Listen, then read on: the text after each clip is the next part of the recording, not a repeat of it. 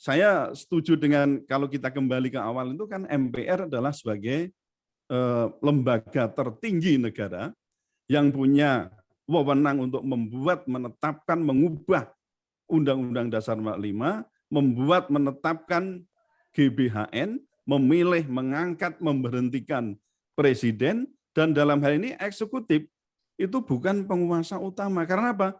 Karena presiden itu adalah mandataris MPR. Nah, apa yang dimandatkan? Ya tidak lain adalah GBHN, kan begitu. Nah, kalau sekarang ini sudah ada perubahan yang sangat drastis itu, bahkan orang mengatakan katanya sudah sampai 300% itu, sebenarnya ya menyalahi tadi blueprint kita kembali lagi ke atas. Ini kita melakukan perubahan dan sekaligus pelaksanaan, tapi sudah menyimpang jauh. Baru kemudian kita sekarang merasakan penyimpangan semakin terjadi dan ternyata apa? Yang dulu kita harapkan, misalnya, dulu kan ada alasan untuk mengubah atau melakukan amandemen Undang-Undang Dasar 45 itu kan karena apa? Karena Undang-Undang Dasar 45 itu dinilai memberikan kekuasaan yang sangat besar kepada pemegang kekuasaan, terutama dalam ini eksekutif ya, presiden. Dikatakan eksekutif heavy, dominan eksekutif. Nah, kalau sekarang kira-kira dominan apa?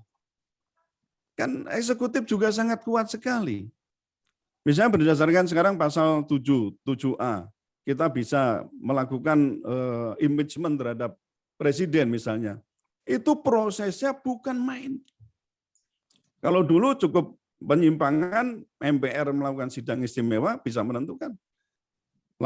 Langsung kemudian presiden itu diberhentikan atau tidak. Sekarang untuk bisa memberhentikan presiden, ya, impeachment itu saya katakan itu ada, itu terbuka peluangnya, saya katakan, tapi bagaikan memasukkan unta ke lubang jarum. Kenapa? Ya karena ada tiga tahap yang harus dilalui dan tiga lembaga kelembagaan yang dilalui. Pertama adalah proses politik itu di DPR, kedua proses hukum itu di MK, lalu yang ketiga baru ke MPR. Dengan melihat komposisi politik yang boleh saya katakan sekarang ini kekuasaan di partai politik, saya tadi mengatakan impeachment itu mungkin, tapi bagaikan memasukkan unta ke lubang jarum itu. Nah, jadi ini yang saya kira membuat MPR kita sekarang ini saya katakan mandul. Ya mandul. Di dalamnya memang ada DPD, tapi DPD bisa berbuat apa? Nah, tapi untuk struktur dari MPR itu, Pak Hatta, saya setuju, ya kembali aja ke konsep yang awal itu. Minus mungkin soal TNI dan Polri kan itu, karena kalau TNI Polri tetap masuk di situ kan kita tahu sendiri TNI Polri itu punya posisi strategis dalam pertahanan negara. Kalau kita tarik ke proses politik itu tampaknya juga saya kira kok tidak tepat ya. Ya itu debatable, tapi menurut saya tidak tepat untuk TNI Polri itu masuk ke atau mungkin dimasukkan ke gulungan untuk apa ya, maksudnya kalau yang model yang dahulu. Tapi prinsip saya setuju kalau dalam struktur pemerintahan negara itu ada majelis umat. Kalau di sistem pemerintahan kekhalifahan itu Pak Hatta ya, itu kan ada majelis umat yang itu memang mewakili umat dengan dari berbagai unsur-unsur yang ada di suatu bangsa itu. Jadi kalau tidak ada lembaga yang tertinggi, maka tidak ada lembaga yang bisa mengontrol secara efektif, meskipun DPR itu ada yang di situ, tapi MPR itu tetap saya setuju sebagai lembaga yang tertinggi yang memberikan mandat kepada presiden berupa garis-garis besar haluan negara.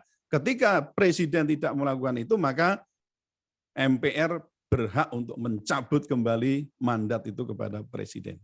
Sementara itu Pak Hatta yang bisa saya sampaikan. Terima kasih.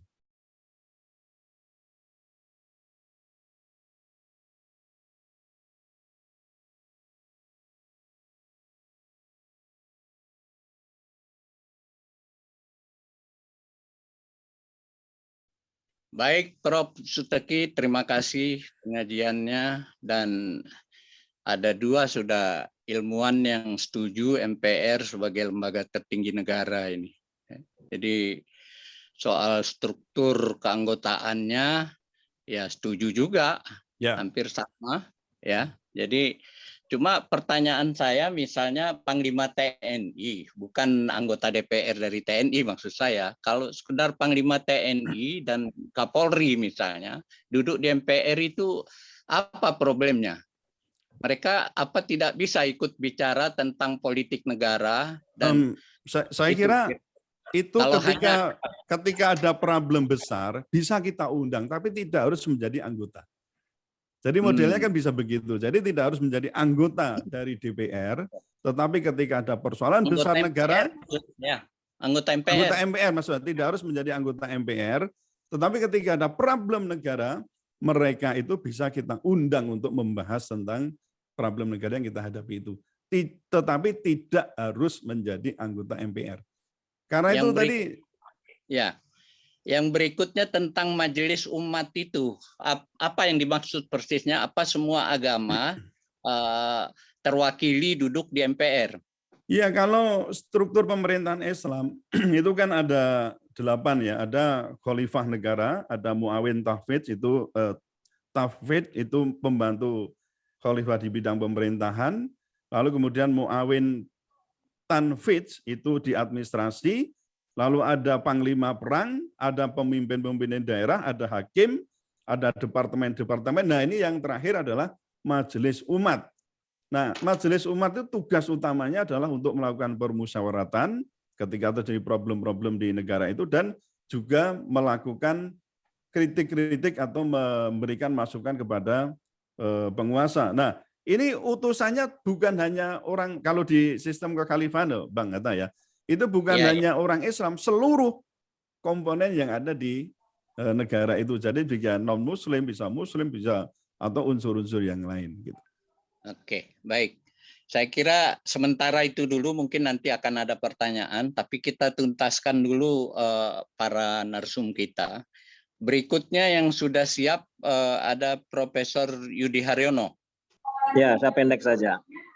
Ya. Saya punya 6 hipotesa dalam diskusi sore hari ini. Pertama, kita sedang mengalami apa yang disebut dengan perang kecerdasan. Dan dalam perang kecerdasan itu, saat ini kita kalah. Mengapa kalah? Karena kita mengalami apa yang disebut dengan defisit literasi. Jadi kalau kita baca, hampir seluruh literatur politik ekonomi kita itu buku-bukunya dari luar semua. Tak banyak kita punya. Kenapa nggak punya? Karena kita tidak punya kurikulumnya. Kenapa tidak ada kurikulumnya? Karena ahli-ahli politik ekonomi kita itu tidak menulis buku dan politik ekonomi yang berbasis pada warisan masa lalu, warisan kebesaran Nusantara, dan seterusnya. Nah, pada saat invasi intelektual itulah kita seperti menyerahkan seluruhnya untuk mengkarbon kopi pola-pola politik ekonomi dari luar. Karena itu bangunan sistem politik majelis sebagai warisan yang bagus itu habis di amandemen. Kenapa habis di amandemen? Tentu saja karena kita memang tidak punya banyak buku soal sistem majelis itu. Karena itu cara melawannya pertama tentu saja adalah menulis ulang apa itu sistem majelis. Pertama, sistem majelis itu kalau dibayangkan itu mirip civil religion di Prancis. Satu badan publik yang suci karena merepresentasikan seluruh rakyat di dalam sebuah negara. Dan tugas pokoknya cuma 2, menjaga kedaulatan dan memastikan tercapainya cita-cita negara itu. Yang kedua, dalam badan publik itu selalu menggunakan pendekatan konsensus yang hybrid, bukan kontrak, bukan tesis antitesis, tetapi konsensus yang hybrid. Dalam konsensus yang hybrid itu, kalau boleh saya merujuk pada hipotesanya Pak Slamet, pijakannya bisa 5 karena Pancasila atau Pancakamral. Kamar pertama itu representasi dari kaum spiritual dan agamawan. Jadi siapa saja yang menjadi ketua NU, ketua Muhammadiyah, ketua Kristen, Hindu, Buddha, dan agama-agama yang lain itu ex officio menjadi anggota MPR. Tugasnya jelas, memastikan umatnya itu sentosa, adil, makmur dari dunia sampai di akhirat. Kamar yang kedua, kamar kemanusiaan itu bisa diisi oleh klaster intelektual. Jadi siapa yang menjadi rektor atau forum rektor atau kepala sekolah atau apapun yang merepresentasikan kecerdasan itu bisa di perwakilan, utusan, atau representasi dari klaster yang kedua. Yang ketiga itu persatuan. Nah, itu bisa diisi oleh TNI, Polri, dan laskar-laskar yang selama ini tugasnya menjadi dan mengamankan Indonesia. Klaster keempat, klaster kerakyatan itu diisi oleh keterpilihan. Dalam hal ini adalah partai politik.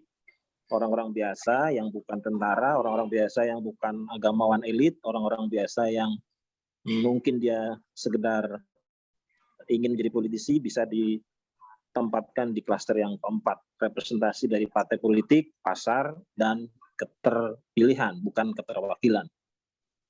Yang kelima itu representasi dari mereka yang selama ini kita sebut sebagai kehikmatan. Bisa raja, bisa ketua suku tertentu, bisa ratu, bisa representasi dari mereka yang ex officio. Jadi golongan dan utusan daerah serta profesi hampir semua terwakili dalam pancakameral itu, sehingga tugas pokoknya cuma dua tadi itu kan, memastikan kedaulatan sekaligus memastikan tercapainya cita. Nah, sayangnya lagi-lagi saya harus katakan, akibat arus anti-intelektualisme yang terjadi pasca reformasi, kajian-kajian soal badan publik yang memastikan kedaulatan dan memastikan tercapainya cita-cita itu habis. Bahkan di seluruh fakultas ilmu politik dan ilmu sosial yang ada di Universitas Indonesia, universitas yang ada di seluruh Nusantara, gagasan-gagasan itu tidak ada. Bahkan kalau kita baca Miriam Budiarjo sebagai peletak pertama, buku pertama soal ilmu politik, kajian-kajian itu tidak mendalam dan tidak juga mendapatkan respon yang menarik. Karena itu menurut saya kita tidak boleh puas terhadap kondisi hari ini, melainkan mungkin yang harus kita lakukan adalah menuliskan ulang gagasan soal badan publik yang mirip-mirip civil religion ini dengan harapan akan menjadi publik naratif yang bisa dipahami oleh banyak orang sehingga ketemulah jati diri, dan ketika ketemu jati diri maka kedaulatan bisa direngkuh, cita-cita proklamasi bisa dicapai, dan Indonesia menjadi raya. Itu pengantar dari saya. Terima kasih. Selamat siang. Ya.